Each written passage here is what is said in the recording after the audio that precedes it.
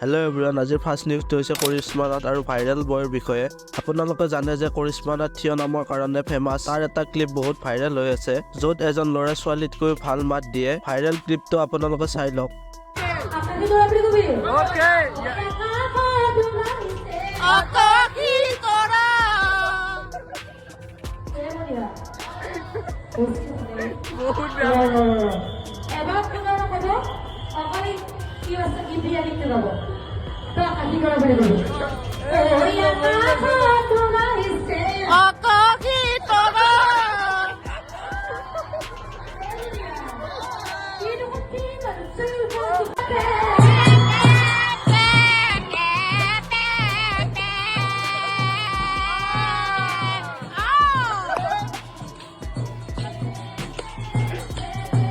Next নিউজটো হৈছে ছবিক ব্লকৰ বিষয়ে। ছবিক ব্লকৰ এইটো ভিডিঅ'ত লাগিল এজ ৰেষ্টিকেট। আমি আগতেও জনাইছিলোঁ যে ছবিকৰ আগতে কমিউনিটি গাইডলাইনৰ পৰা ষ্ট্ৰাইক পৰিছিল। তাক লৈ ছবিকে বহুত টেনশ্যনত পৰিছে, কাৰণ তাৰ কাৰণটো এতিয়ালৈকে গম পোৱা নাই কিহৰ কাৰণে লাগিছে।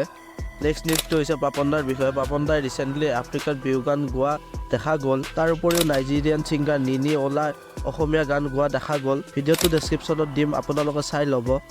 নেক্সট নিউজটো হৈছে ৰাকেশ জুনিয়ৰৰ বিষয়ে। ফাইনেলি ৰাকেশ জুনিয়ৰে কেদাৰনাথ ৰাইড ষ্টাৰ্ট হৈ গ'ল।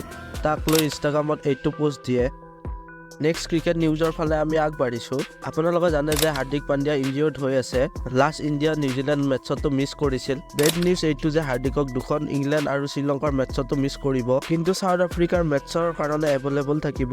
তাৰপিছত যোৱাকালি অষ্ট্ৰেলিয়া আৰু নেদাৰলেণ্ডৰ খেলত অষ্ট্ৰেলিয়া 309 ৰানত বিজয়ী সাব্যস্ত কৰে। কালিৰ মেটছখনত বহুতকেইটা ৰেকৰ্ড ব্ৰেক হৈছে, যেনে বিগেষ্ট উইন ODI ছেকেণ্ড পজিশ্যনত আছে।